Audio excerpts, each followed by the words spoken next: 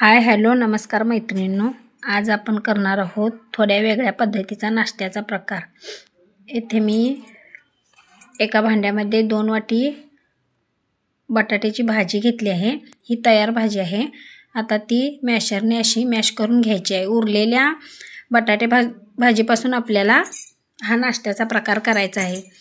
इथे मी पुरीसाठी पीठ मळून घेतलं होतं आणि त्याच्यातीलच पीठ मी इथे वापरणार आहे। हे बघा, या पद्धतीने मॅश करून घेतला आहे। आणि आता एक पिठाचा गोळा घेऊन आपल्याला याची मोठी अशी पारी लाटून घ्यायची आहे। जसं व्हिडिओ दाखवले त्या पद्धतीने आणि तेवढीच आपल्याला पारी लाटून घ्यायची आहे। इथे आपली एक पारी लाटून झाल्यानंतर दुसरी पारी त्याच पद्धतीने लाटून घ्यायची आहे। हे बघा, एवढी पातळ आपल्याला ही पारी लाटून घ्यायची आहे। आता दुसरीही मी पारी लाटून घेतली आहे। तुम्ही या पद्धतीने नाश्ता केला तर मुले आवडीने खातील। एकदम कुरकुरीत आणि मस्त असा आपला नाश्ता तयार होणार आहे। आता एक पोळी घेऊन त्याच्यावरती आपल्याला ही बटाटे भाजी पसरवून घ्यायची आहे। पूर्ण पोळीला आपल्याला ही बटाटे भाजी पसरवून घ्यायची आहे आणि त्याच्यावरती दुसरी पोळी टाकून ही लाटण्याने थोडेसे फिरवून घ्यायचं आहे। एकदम अलगद हाताने फिरवून घ्या। आणि आता एका चमच्याच्या किंवा चाकूच्या साहाय्याने आपल्याला हे स्टिक पाडून घ्यायचे आहेत। जसे व्हिडिओ दाखवले त्या पद्धतीने पाडून घ्या किंवा तुमच्या आवडीने तुम्ही पाडून घेऊ शकता।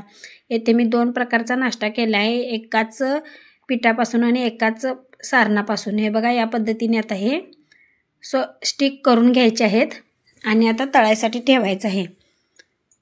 असेच माझे व्हिडिओ पाहण्यासाठी माझ्या व्हिडिओला लाईक करा, शेअर करा आणि चॅनेलवर नवीन असाल तर चॅनेलला सबस्क्राईब करायला विसरू नका। हे बघा, आपले हे स्टिक्स मी 2 प्रकारचे केले आहे। येथे तुम्ही तुमच्या आवडीनुसार आकार पाडून घेऊ शकता। आणि आता आपले कुरकुरीत असे स्टिक तयार झाले आहेत। येथे मी छोट्या छोट्या पुऱ्या लाटूनही या पद्धतीने मी सारण भरून हा एक दुसरा प्रकारचा नाश्ता तयार केला आहे। हे बघा, येथे मी दाखवले त्या पद्धतीने भरून जरी तुम्ही केलात तरी चालेल। वेळ नसेल तर या पद्धतीने हा नाश्त्याचा प्रकार करून बघा, एकदम कुरकुरीत आणि मस्त होतो। आता हाही आपल्याला तळण्यासाठी ठेवायचा आहे आणि कुरकुरीत आणि खमंग आपला नाश्ता तयार होईल। हे बघा, येथे 2 प्रकारचे आपले नाश्ते तयार झाले आहेत। हे तरी कुरकुरीत झालेले आणि हा असा गुबगुबीत असा आपला नाश्ता तयार झाला आहे। मुलांच्या डब्यासाठी किंवा छोट्या भुकेसाठी एकदम बेस्ट पर्याय। तुम्ही रात्री जरी याची तयारी करून ठेवली आणि सकाळी तुम्ही डब्यांसाठी केलात तरी चालेल। चला तर मग आता भेटूया पुढच्या व्हिडिओमध्ये।